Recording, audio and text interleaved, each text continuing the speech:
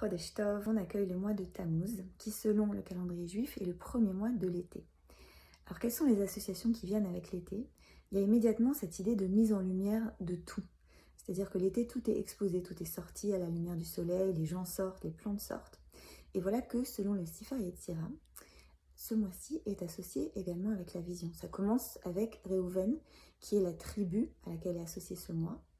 Et Réhouven, c'est l'expression, c'est l'exclamation de Léa quand elle a eu son premier fils avec Yaakov. Réhouven, c'est le premier fils de Yaakov. Elle a dit Réhouven, voyez, un fils. Voyez, j'ai un fils. Alors, la vision, ça veut dire deux choses. Ça veut dire ce qu'on voit, ce qu'on appelle à voir, ça appelle le témoignage, ce qui est visible, mais ça appelle aussi la mise en perspective. Et c'est ça dont je voudrais parler à un niveau plus symbolique. Dans le mois de Tammuz, le 17 du mois de Tammuz, on va entrer dans ce qu'on appelle les 3 semaines. 3 semaines de deuil progressif jusqu'au jour le plus triste de l'année juive, Tisha B'Av, le 9 du mois de Av, dans lequel on commémore d'abord la destruction du temple. Et voilà que tout ce processus-là, il commence en Tammuz. Il commence le 17 Tammuz, ce processus de descente progressive qui est très important, un espace qu'on ouvre comme ça pour faire nos deuils, pour pleurer la perte.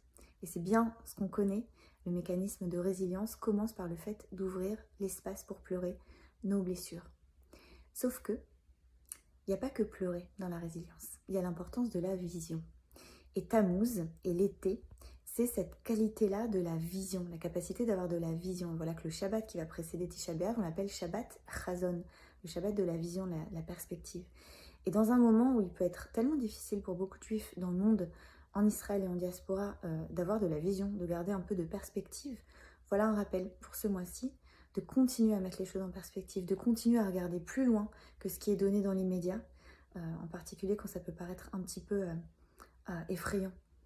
Une invitation pour continuer à regarder le monde, pour se donner à voir dans le monde tel qu'on est, pour donner notre offrande au monde et pour continuer à cultiver la vision en termes de perspective.